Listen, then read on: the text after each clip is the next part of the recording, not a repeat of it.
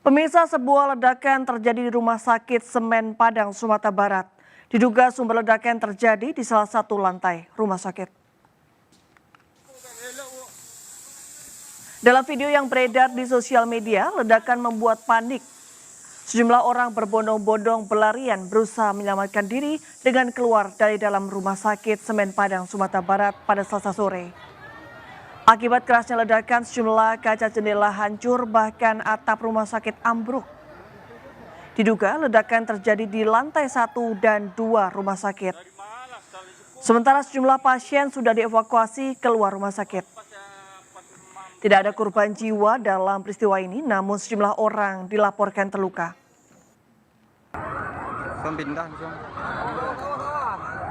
Pemirsa, satu unit truk tangki bermuatan bahan bakar minyak jenis Pertalite terbakar di area SPBU di Asahan, Sumatera Utara. Akibat kebakaran, kernet truk mengalami luka bakar di sekujur tubuh.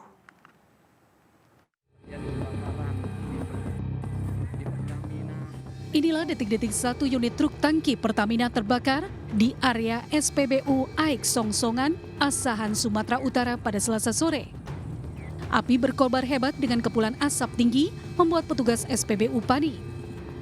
Kebakaran terjadi saat truk tangki tengah bongkar muatan bahan bakar minyak jenis Pertalite. Agar tidak meluas, petugas langsung berupaya memadamkan api dengan alat pemadam berat. Satu unit mobil damkar Asahan diterjunkan ke lokasi. Meski demikian, api baru dapat dipadamkan 1 jam kemudian. Akibat kebakaran, satu orang kernet mengalami luka bakar di sekujur tubuh. Selain itu, satu orang lainnya jatuh pingsan melihat peristiwa kebakaran. Polisi yang tiba di lokasi langsung melakukan olah tempat kejadian perkara dan memasang garis polisi untuk menyelidiki penyebab pasti truk terbakar. Dari Asahan, Sumatera Utara, Ulil Amri, iNews melaporkan. Pencurian motor di rumah warga Kecamatan Balaraja, Kabupaten Tangerang, Banten terekam CCTV. Korban yang tidak mengunci gerbang rumah membuat dua pelaku dengan mudah membawa kabur sepeda motor dari dalam rumah.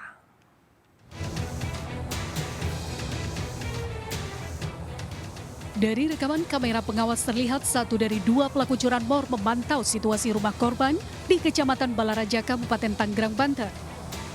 Setelah dianggap aman, pelaku langsung masuk ke dalam rumah korban dan menuju motor yang terparkir. Hanya dalam hitungan detik, pelaku berhasil membawa kabur satu unit motor metik. Pencurian terjadi pada dini hari, saat itu korban tidak mengunci gerbang rumah lantaran masih ada yang beraktivitas. Korban baru mengetahui motornya hilang saat anaknya akan pergi ke sekolah pada pagi harinya. Berbekal rekaman CCTV, korban kemudian melaporkan kasus pencurian ini ke Polsek Balaraja. Saya hilang tuh ketahuannya pas anak saya mau berangkat sekolah. Dia mau berangkat sekolah, kunci motornya ada, tapi motornya nggak ada. Pas saya cek CCTV, benar ada yang ngambil. Korban berharap pelaku dapat segera ditangkap. Dari Kabupaten Tangerang, Banten, Aimarani, iNews melaporkan. Pemirsa, seorang pengendara motor yang melaju dengan kecepatan tinggi menabrak sebuah mobil di Jalan Sultan Serdang, arteri Bandara Kuala Namu, Deli Serdang.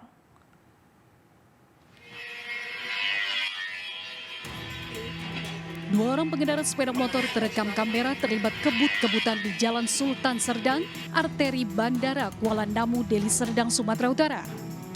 Keduanya melaju dengan kecepatan tinggi saat hendak menyalip kendaraan di depannya. Salah seorang pengendara sepeda motor menabrak sebuah mobil hingga terpental ke dalam parit. Tidak ada korban jiwa dalam kejadian ini, korban mengalami luka-luka dan patah tulang. Sampai sana nabrak mobil Avanza, orangnya nyampak ke parit, Pak. Habis itu dia sepeda motornya ini juga masuk ke semak-semak, Pak. Pasca kejadian, korban langsung dievakuasi ke rumah sakit terdekat, sementara sepeda motor dan mobil bus yang ditabrak korban sudah diamankan ke Satlantas Polresta Deli Serdang. Dari Deli Serdang, Sumatera Utara, Amiruddin, iNews melaporkan. Sebuah pohon mahoni besar tumbang menimpa kabel listrik di jalan kawasan Sungai Tiram Marunda, Cilincing, Jakarta Utara pada Selasa sore. Selain itu, dua pengendara motor sempat tertimpa ranting pohon dan mengalami luka ringan. Petugas PPSU mengevakuasi pohon mahoni yang tumbang di kawasan Sungai Tiram Marunda, Cilincing, Jakarta Utara. Pohon tumbang yang menimpa kabel listrik menutupi jalan dan mengakibatkan arus lalu lintas mengalami kemacetan. Selain macet, ranting dari pohon tumbang sempat menimpa 2 pengendara motor dan mengalami luka ringan. Menurut keterangan Hasun Safi'i, pohon besar ini tumbang diduga akibat keropos di bagian bawah hingga tidak dapat menopang batang pohon. Kalau kejadiannya nggak ada apa-apa, cuma langsung jatuh gitu aja. Nah, setelah itu pas lagi ada orang lewat, ini di dalam satu. Ada yang kejepit, Pak? Ada yang satu. Tolong dibawa pulang sekarang. Oke. Ini yang tadi itu pas kejadian setelah hujan atau pada saat hujan, Pak? Setelah hujan. Nggak ada apa-apa, nggak ada angin, nggak ada apa, terang-terang sini. Oke. Dia jatuhnya pelan-pelan. Setelah 1 jam dengan 20 orang petugas PPSU, akhirnya pohon tumbang bisa dievakuasi dan lalu lintas berjalan normal kembali. Dari Jakarta, Sofyan Firdaus, iNews melaporkan. Pemirsa, heboh 2 ekor rusa berkeliaran di ruas jalan Kota Medan dan masuk ke kompleks perumahan warga. Kedua rusa tersebut akhirnya berhasil ditangkap dan dikembalikan ke tempat penangkarannya. 2 ekor rusa membuat heboh warga dan pengendara di Jalan Brigjen Katamso, Medan. Sejumlah pengendara terpaksa berhenti demi keamanan kedua rusa. Kedua rusa ini sempat masuk ke kompleks perumahan warga yang berada di sekitar jalan tersebut. Diketahui kedua rusa itu merupakan milik Afros Park yang terlepas. Warga berusaha mengevakuasi kedua rusa dan dikembalikan ke lokasi penangkarannya di Jalan Afros, Medan. Mungkin karena rusanya pun ingin bebas ya, jadi keluar. Biasanya pulang sendiri dia, mungkin di wilayah lingkungan 7 diuber-uber mungkin sama anak, makanya ke jalan raya dia. Biasa malam hari udah balik lagi dia walaupun dia keluar. Beruntung kedua rusa selamat dan telah dikembalikan ke lokasi penangkarannya di Afros Park. Dari Medan, Sumatera Utara, Aminur Rashid, iNews melaporkan.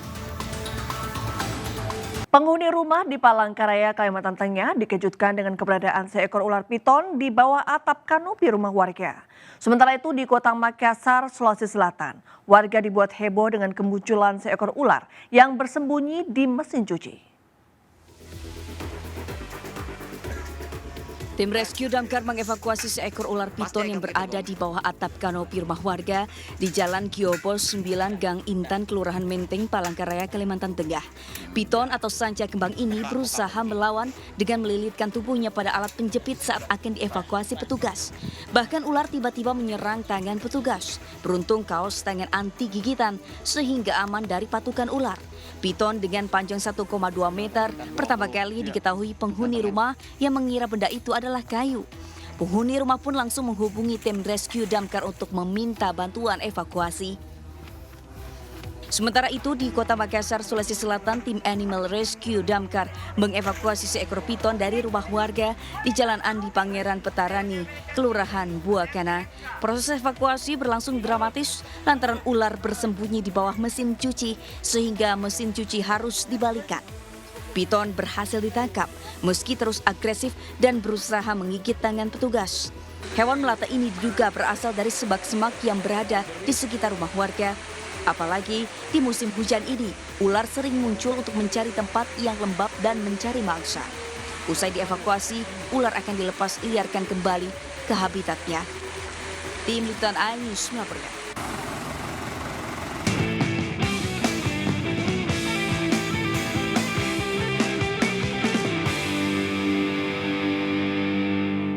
Pemirsa, calon presiden nomor urut 3 Ganjar Pranowo melanjutkan kampanye di Kota Malang, Jawa Timur.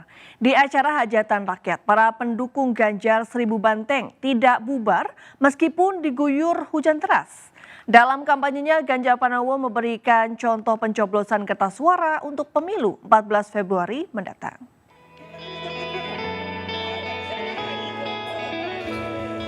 Kampanye akbar calon presiden Ganjar Pranowo di Kota Malang Selasa sore diguyur hujan deras.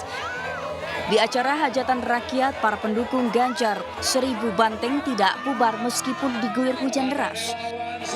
Dalam kampanyenya, Ganjar Pranowo memberikan contoh pencoblosan kertas suara untuk pemilu 14 Februari mendatang. Dalam sambutannya, Ganjar mengaku terharu. Masa rela menunggu dalam kondisi hujan deras yang menandakan masyarakat Malang sedang menjemput kemenangan. Malang membuat kita semangatnya tidak pernah luntur. Hujan bukan halangan. Seperti ini kondisinya, Malang sedang menjemput kemenangan. Di hadapan banyak pendukungnya, Ganjar memaparkan program pendidikan untuk semua kalangan. Ganjar Pranowo juga melakukan simulasi pencoblosan kertas suara dengan mengajak salah satu massa naik ke panggung bersama-sama mencoblos kertas suara raksasa. Kegiatan kampanye Ganjar di Kota Malang nantinya akan bertemu dengan kiai kampung dan akan berdiskusi dengan sejumlah kaum milenial. Dari Malang, Jawa Timur, Denny iNews melaporkan. Sementara itu, calon wakil presiden nomor urut 3 Mahfud MD berkunjung ke Ponpes Babakan Ciwaringin, Kabupaten Cirebon, Jawa Barat. Terkait rencana pengunduran diri dari Kabinet Jokowi, Mahfud mengaku sudah bertemu Mensesnek untuk dijadwalkan bertemu Presiden Jokowi. Calon wakil presiden nomor urut 3 melakukan safari politiknya di Cirebon, Jawa Barat. Mahfud MD berkunjung ke Pondok Pesantren Babakan Ciwaringin dan bertemu dengan sejumlah tokoh utama. Saat ditanya terkait rencana pengunduran diri dari Menteri Polhukam, Mahfud mengaku telah bertemu dengan Mensesnek Pratikno untuk meminta bertemu Presiden Jokowi. Mahfud mengatakan pengunduran dirinya dilakukan dengan penuh kehormatan terhadap Presiden. Secara ketatanegaraan, jabatan menteri itu adalah hak prerogatif presiden. Sehingga saya harus datang dengan penuh kehormatan. Tidak tinggal, orang Jawa itu mengatakan tidak tinggal gelanggang colong pelayu. Pergi begitu saja itu tidak boleh. Harus menghadap dulu dengan penuh kehormatan. Belum dapat dipastikan kapan pengunduran diri Mahfud MD dari Kabinet Jokowi terkait langkah politiknya yang saat ini menjadi calon wakil presiden pada Pilpres 2024 mendampingi Ganjar Pranowo. Dari Cirebon, Jawa Barat, To Iskandar, iNews melaporkan. Di lokasi lain, calon presiden nomor urut 1 Anies Baswedan berkunjung ke Padepokan Kalisoga di Brebes, Jawa Tengah untuk bertemu ribuan pendukungnya. Sementara ratusan guru ngaji memberikan dukungan kepada pasangan Prabowo Gibran. Kedatangan Capres Anies Baswedan disambut antusias ribuan pendukungnya di Padepokan Kalisoga, Desa Selatri, Kecamatan Larangan, Brebes, Jawa Tengah. Di hadapan ribuan pendukungnya, Anies berjanji jika terpilih sebagai presiden, 100 hari pertama kerja akan memfokuskan pada ketersediaan pupuk bagi petani, ketersediaan solar bagi nelayan, serta menekan harga kebutuhan pokok. Ratusan guru ngaji di Surakarta, Jawa Tengah memberikan dukungan kepada pasangan Prabowo Gibran. Para guru ngaji meyakini paslon Prabowo Gibran bisa memenangkan Pilpres 1 putaran. Dalam sambutannya, Sekjen Pandawa 5 Muhammad Rianto Panjaitan menjabarkan keberhasilan Gibran memimpin Surakarta. Alhamdulillah, ya, guru-guru ngaji se-Surakarta telah mendeklarasikan dukungannya ke Pak Prabowo dan Mas Gibran Rakabumi. Insya Allah Pak Prabowo Gibran akan menang 1 kali putaran. Dari Brebes dan Solo, Jawa Tengah, Tim Liputan iNews melaporkan. Pemirsa, Ketua Harian Nasional DPP Partai Perindo TGB Muhammad Zainul Majdi bersilaturahmi dengan santri Pondok Pesantren Darul Arafah Raya, Kutalim Baru, Kabupaten Deli Serdang, Sumatera Utara. TGB berpesan agar para santri menjunjung tinggi etika dan agama agar kelak menjadi pemimpin di masa yang akan datang.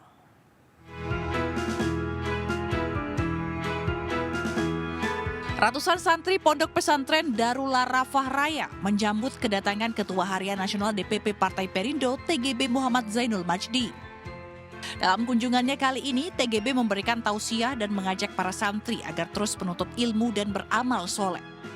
TGB yang juga merupakan Wakil Ketua TPN Ganjar Mahfud MD ini menekankan para santri agar belajar untuk menjunjung tinggi etika dan agama. Semua porosnya adalah sumber daya manusia. Santri Darul Arafah adalah bagian khususnya dari anak-anak muda Indonesia akan membangun Indonesia ke depan. Ya, saya mengajak bahwa di dalam kontestasi yang kita lakukan ini hendaknya kita menjunjung tinggi etika dan adab. Kami sangat bangga atas kehadiran beliau tadi hadir memberikan motivasi kepada anak-anak kami, dan tentu beliau menekankan bahwa moral, etika dan adab itu lebih tinggi dari ilmu. Dalam kunjungannya ke pesantren Darul Arafah, TGB didampingi Ketua DPW Partai Perindo Sumut, Rudi Zulham Hasibuan, Ketua Bapilu Partai Perindo Sumut, Tengku Eri Duradi, dan Wakil Ketua Tim Pemenangan Daerah Ganjar Mahfud Sumut, Ramses Simbolon. Dari Deli Serdang, Sumatera Utara, Amiruddin, iNews melaporkan. Program pemeriksaan kesehatan dan penyuluhan stunting menjadi salah satu fokus Partai Perindo dalam mensejahterakan masyarakat. Melalui program ini, Partai Perindo ingin meningkatkan mutu kesehatan masyarakat, sekaligus ikut membantu pemerintah dalam memerangi stunting di Indonesia.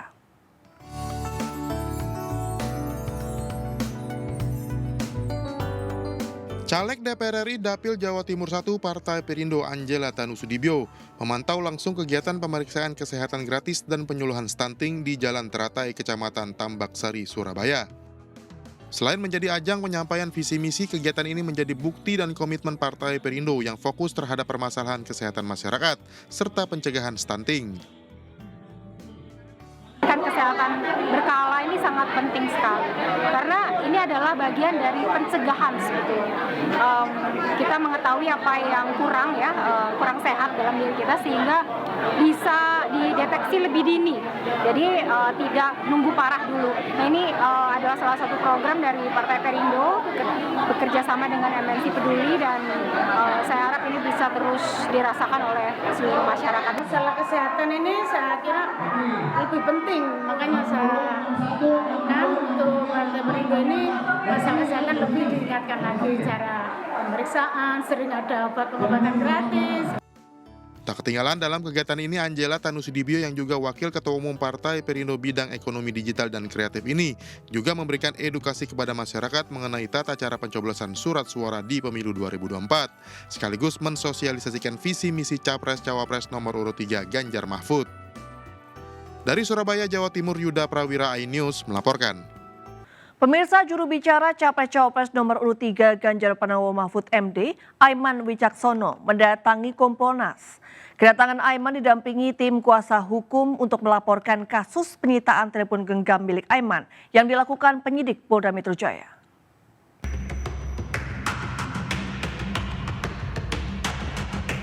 Juru bicara Capres-Cawapres nomor urut 3 Ganjar Pranowo Mahfud MD, Aiman Wicaksono mendatangi Kompolnas Selasa siang.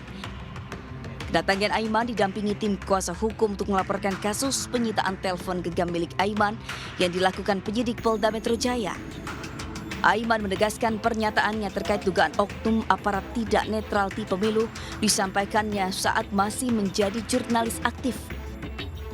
Pada saat kejadian, itu posisi saya kan masih wartawan, sehingga melekat pada saya hak tolak, bukan hak jawab ya, hak tolak. Sehingga saya bisa kemudian mengingkari siapa atau tidak memberitahukan siapa narasumber saya. Dan saya berkomitmen untuk tidak memberikan siapa narasumber saya, karena mereka kan menyampaikan informasi itu bahkan sebelum konferensi pers, saat saya masih aktif menjadi wartawan. Dan mereka mengetahui bahwa saya adalah wartawan. Jadi ketika kemudian saya buka di kemudian hari, itu tidak fair. Apalagi pada saat saya menyampaikan konferensi pers, saya masih berprofesi sebagai wartawan, melekat. Sementara, kuasa hukum Aiman mempertanyakan penyitaan telepon genggam Aiman oleh penyidik, padahal Aiman berstatus sebagai saksi. Betul, ada surat penyitaan yang dimiliki oleh penyidik, perintah izin penyitaan dari pengadilan, tapi di dalam surat izin penyitaan dari pengadilan tersebut hanya satu yang diizinkan, barang bukti, yaitu handphone yang dimiliki oleh saudara Aiman. Namun untuk 3 barang bukti lainnya tidak diberikan izin dalam surat izin penyitaan oleh Pengadilan Negeri Jakarta Selatan. Jadi ini juga perlu dicatat. Langkah solid dari seluruh jajaran tim pemenangan nasional Ganjar Mahfud membela hak Aiman bersuara sebagai wujud praktek demokrasi. Dari Jakarta, Widya, iNews melaporkan. Menikmati keindahan alam dengan beraktivitas wisata telusur sungai memang sangat menantang dan juga menguji adrenalin. Seperti kegiatan yang dilakukan Elburn Sultan yang berolahraga body rafting di Banyumas, Jawa Tengah.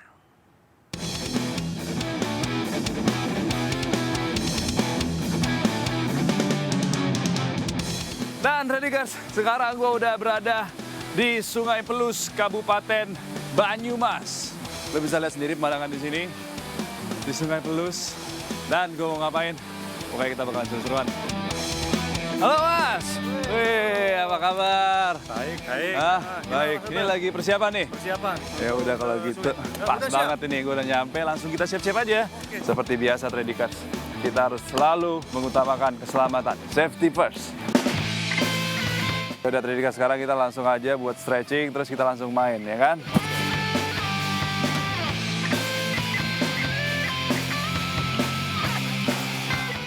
Setelah perlengkapan dan pemanasan, kini saatnya gue memulai kegiatan di Sungai Pelus. Ya, kali ini gue akan sledding pertama yang memiliki nama Blue Ice. Airnya dingin gak ya? Sledding tanpa batas!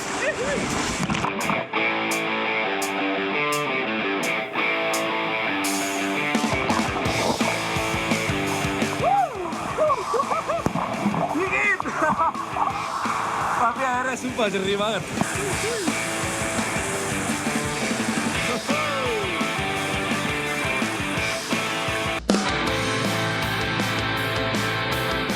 Meski saat ini air sungai surut karena musim kemarau, tapi tetap asik sledding di sungai ini.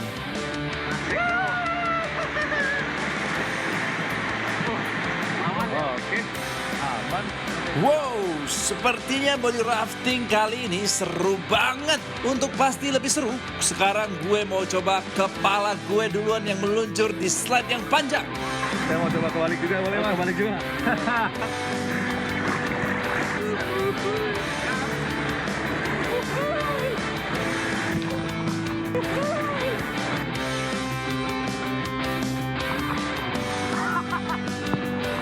Balik.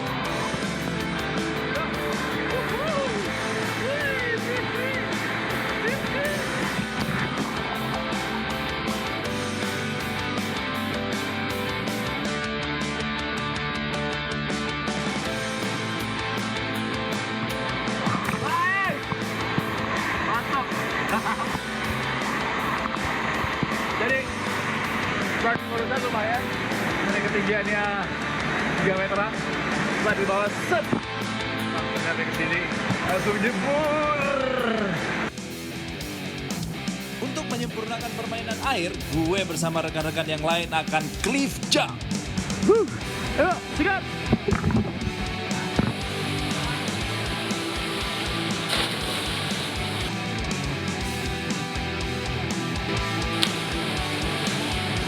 Saya berani, tanpa batas.